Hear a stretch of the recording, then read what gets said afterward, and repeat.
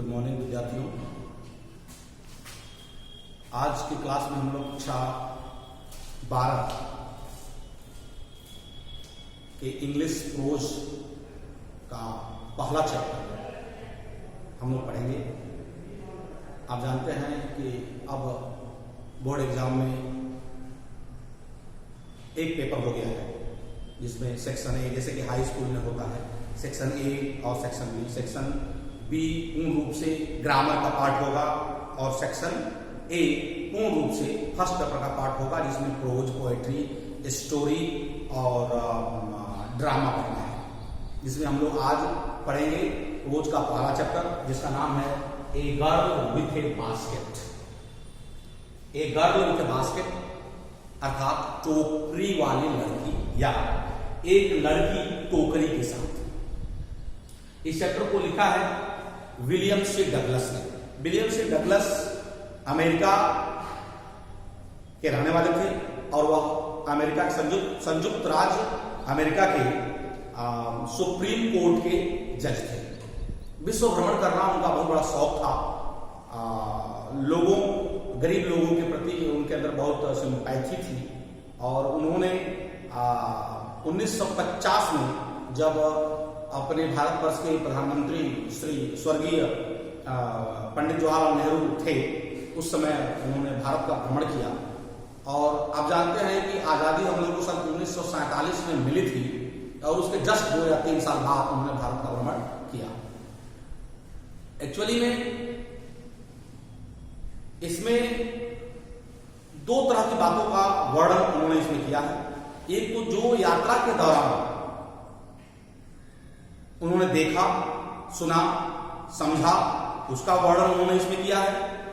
और दूसरा, उस समय जो हिंदुस्तान और पाकिस्तान के बंटवारे को लेकर जो दोनों देशों में समस्याएं उत्पन्न हुई थी और उन सब समस्याओं के कारण भारतवर्ष के और पाकिस्तान के लोगों को, दोनों मुल्कों के लोगों को जिन समस्याओं को, जिन कठिनाइयों को, जिन मुसीबतों को झेलना पड़ा, उसका भी वर्णन उन्होंने किया था। और इसका वर्णन करके उन्होंने यह एक संदेश भी दिया था कि जब किसी देश का बंटवारा होता है, जब कोई देश 2 भागों में बढ़ जाता है तो ऊपर में बैठे लोग भले बंटवारा कर देते हैं, लेकिन जमीनी स्तर पे जो आम आदमी होता है उसको बहुत सारी कठिनाइयों का सामना करना पड़ता है और बहुत खराब स्थिति उत्पन्न हो जाती है, जिसको बहुत कम समय में उसका भरपाया नहीं किया जा सकता। मैं चैप्टर को अब शुरुआत करूंगा। यदि आप इसको और बढ़िया से पढ़ना चाहते हैं तो साथ आप अपना टेक्स्ट बुक भी रखिए, किताब भी रखिए और जैसे मैं पढ़ूं उसको देख के, पढ़ के और सुन के समझिए, जैसे आप क्लास में पढ़ते हैं। I had left new Delhi for the Himalayas, अर्थात आई हैड लेफ्ट, मैं छोड़ चुका था, न्यू दिल्ली को फॉर द हिमालयाज, हिमालय के लिए। अर्थात लेखक ने, विलियम सी डगलस ने अपनी यात्रा न्यू दिल्ली से शुरू की और वह हिमालय की तरफ जा रहा था। I was going as far as Bareilly by train and then by car to Ranikhet. मतलब आई वॉज गोइंग, मैं जा रहा था, एज फार एज, जहां तक बरेली तक जा रहा था, बाई ट्रेन। मतलब इन्होंने अपनी जो पहली यात्रा की, मतलब इनका यात्रा 2 पार्ट में बटा हुआ है। इनका जो फर्स्ट जर्नी है वह ट्रेन से है, रेलगाड़ी से है, और वह दिल्ली से बरेली रेलगाड़ी से जा रहे थे। एंड देन, और उसके बाद बाई कार टू रानीखेत, और वहां से कार से वह रानीखेत पहुंचे थे। रानीखेत के आगे डैश लगा हुआ है, अर्थात रानीखेत के बारे में यहां बताया जा रहा है कि रानीखेत उस समय क्या था। An old British army hill station, अर्थात अंग्रेजों की एक पुरानी छावनी। मतलब रानीखेत कैसा जगह था, किस चीज के लिए जाना था? अंग्रेजों की एक पुरानी छावनी, सैनिकों की एक पुरानी छावनी के रूप में जाना जाता था। लोकेटेड, जो लोकेटेड था, जो स्थित था ऑन माने पर के ऊपर, ए 6000 माने 6000 फुट माने फुट, रिज माने उठान, ऊंचाई, अपोजिट माने सामने, ए 120 माइल मतलब 120 मील, स्ट्रेच माने फैले हुए, आप माने का स्नो कैप्ड माने बर्फ से ढके हुए हिमालय, अर्थात 120 मील फैले हुए, बर्फ से ढके हुए हिमालय के ठीक सामने 6000 फुट की ऊंचाई पर यह रानीखेत जगह था, जहां पर अंग्रेजों की पुरानी छावनी थी। आप ऐसे कह सकते हैं कि रानीखेत एक जगह का नाम है जो अभी आपका उत्तराखंड में पड़ता है, और यह क्या बोलते हैं, पिकनिक वगैरह के लिए घूमने के लिए बड़ा फेमस जगह है। और जमीन से इसकी ऊंचाई रानीखेत की अंग्रेजों की छावनी की ऊंचाई कितनी है? 6000 फुट है। और इसके ठीक सामने हिमालय, माने इस रानीखेत के सामने इस 6000 फुट की ऊंचाई वाली पहाड़ी के ठीक सामने सबसे ऊंचा पहाड़ है जिसका नाम है हिमालय।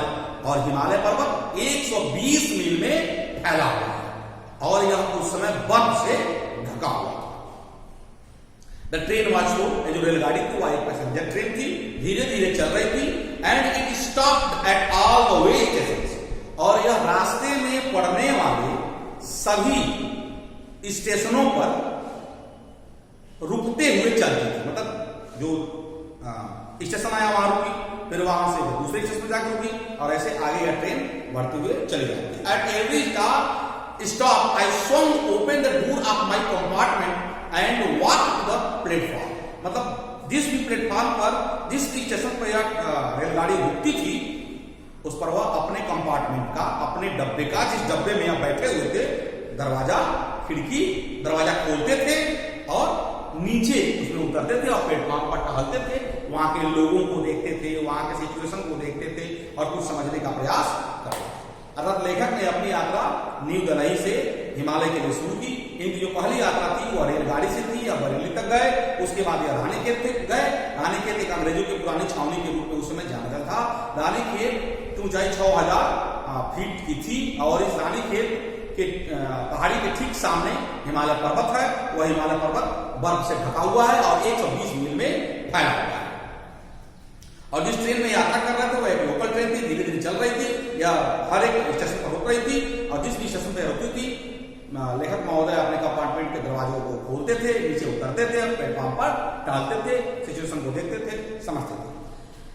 अगला पैराग्राफ है, the platforms were packed with people, अर्थात प्लेटफॉर्म लोगों से पैक्ड था, खचाखच भरा हुआ था। मतलब प्लेटफॉर्म पर बहुत सारे लोग दिखाई दे रहे थे, और जो लोग दिखाई दे रहे थे उन लोगों का वर्णन किया जा रहा है, टैग दिया गया है। यानी कि उन लोगों में कौन कौन लोग थे? सिख लोग थे, मुस्लिम लोग थे, हिंदू लोग थे, सैनिक लोग थे, मर्चेंट्स व्यापारी लोग थे, प्रीस्ट पुजारी लोग थे, पोर्टर्स कूली लोग थे, बेगर्स भिखारी लोग थे, हाकर्स और फेरी लगाने वाले लोग थे। इतने लोग प्लेटफॉर्म पर दिखाई दे रहे थे।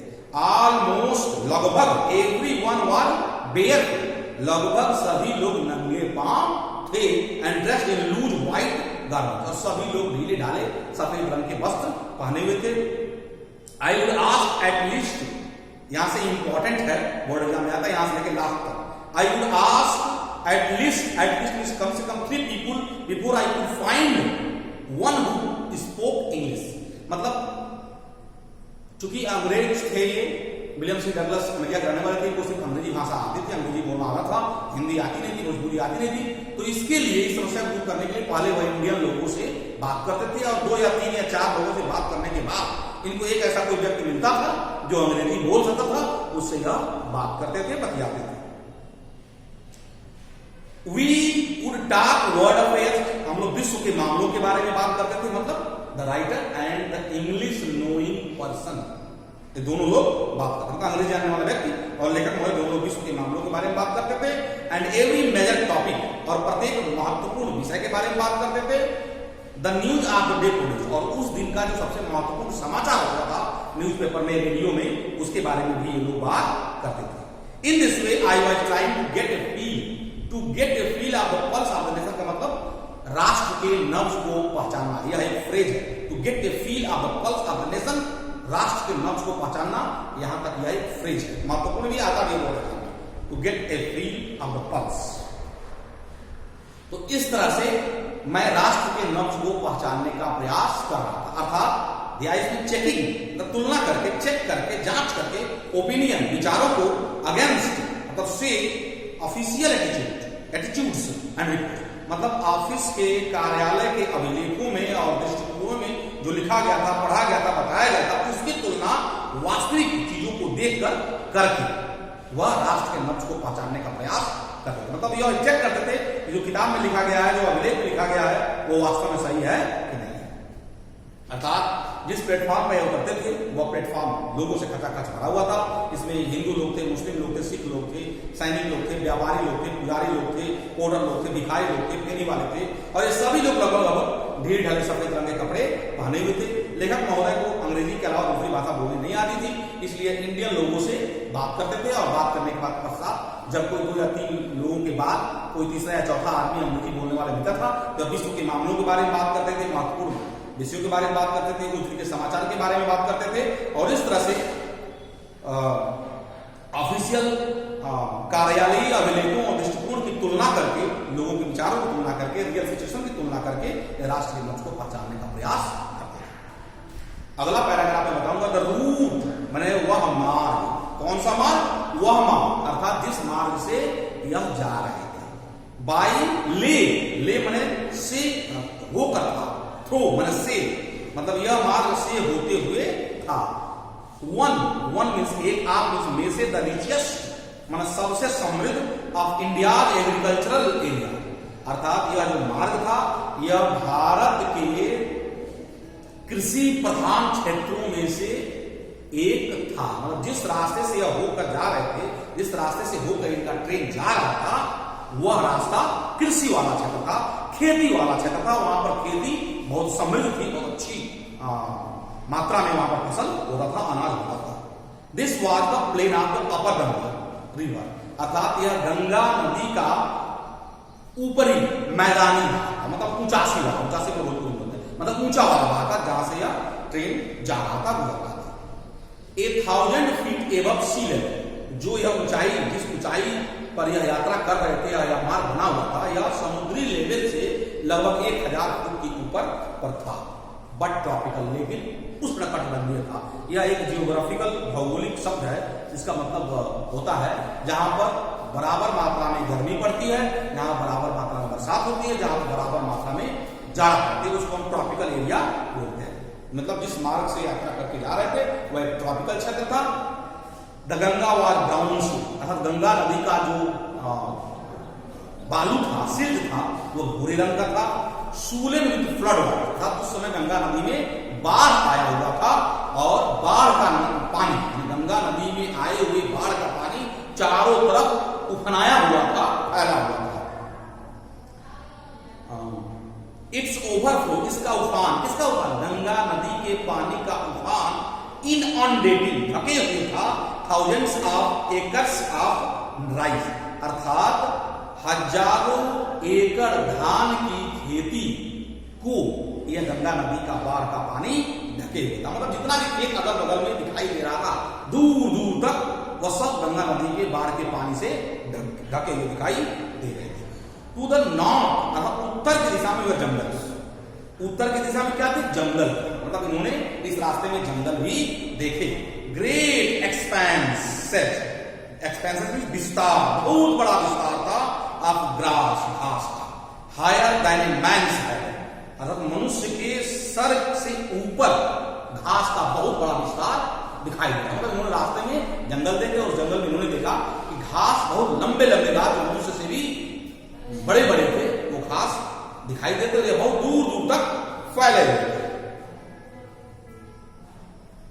आगे देखिए, एंड अनब्रोकन, अनब्रोकन मतलब कहीं टूटा हुआ नहीं था, लगातार था। एक्सेप्ट केस हुआ फॉर एन ऑकेजनल, ऑकेजनल मतलब कहीं कहीं पर, क्लम्प माने झुरमुट, गुच्छा ऑफ ट्री, मतलब कहीं कहीं पर ऐसा भी एक समूह दिखाई दे जहां पर पास पास में ही वृक्ष दिखाई दे, मतलब वृक्षों का झुंड, वृक्षों का समूह उन्होंने देखा रास्ते में।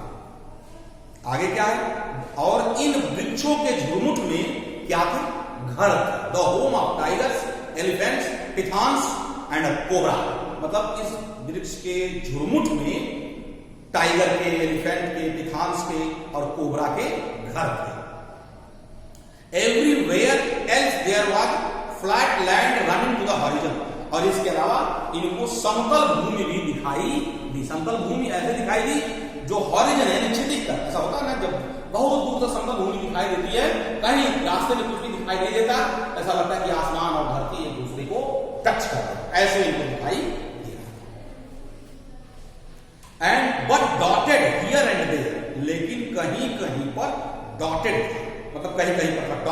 जैसे बिंदी बिंदी होता है ना, वैसे मैंने यहाँ यहाँ यहाँ यहाँ एक गैप करके अल्टरनेट करके, there by the sacred banyan tree are by rows of pakad trees, मतलब कहीं कहीं पर इन्होंने बरगद के वृक्ष को या पाकड़ के वृक्ष की श्रृंखलाओं को भी देखा, मतलब पकड़ी का वृक्ष और बरगद के वृक्ष को भी इन्होंने देखा, सेप जिसकी शक्ल दिखाई दे रही थी लाइक के जैसा, एल मतलब देवदार का वृक्ष, मतलब ये देखने में देवदार, क्योंकि इंडियन तो थे नहीं, ये अपने देश में जो देवदार या चीड़ के वृक्ष होते थे उस वृक्ष की तुलना इससे यह करता है।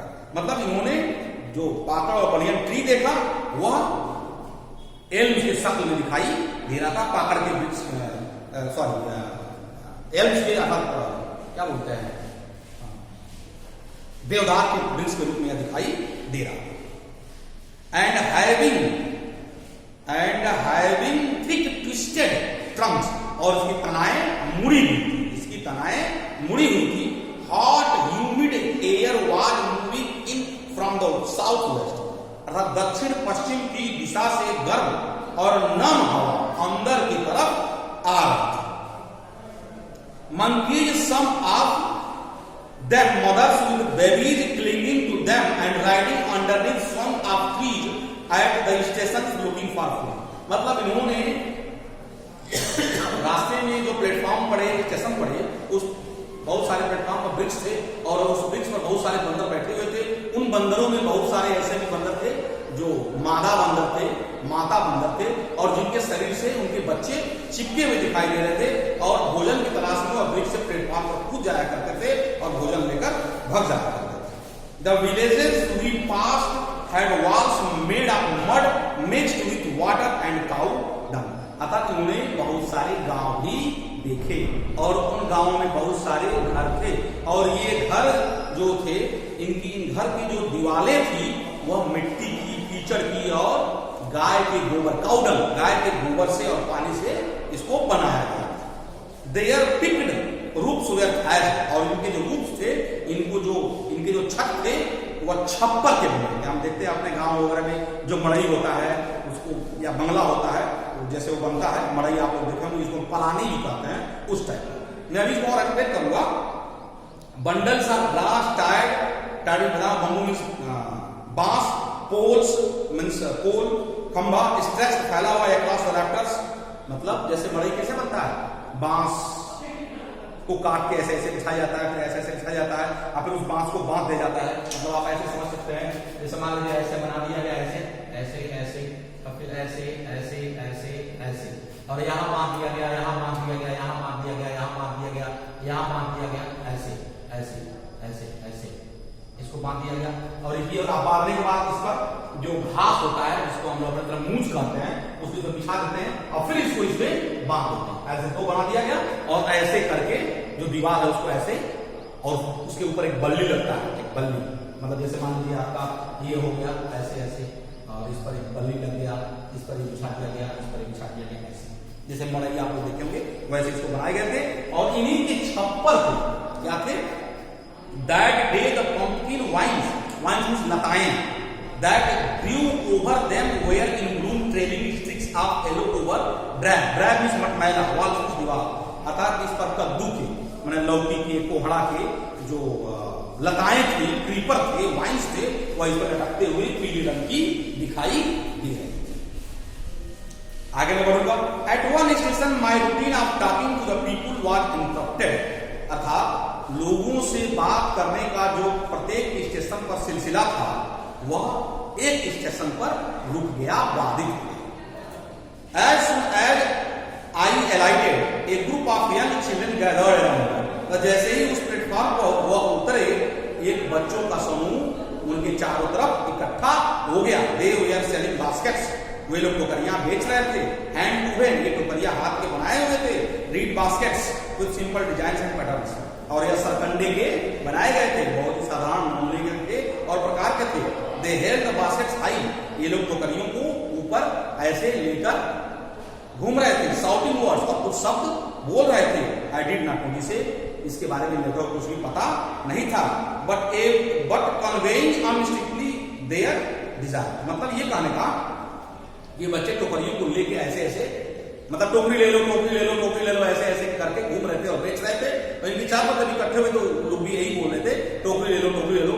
लेखक को तो हिंदी आती नहीं थी, इसलिए वो समझ नहीं पाए, लेकिन उनके हाव भाव को, भाव भंगिमा को देखते हुए वो समझ गए कि ये बच्चे अपने टोकरियों को बेचना चाहते हैं।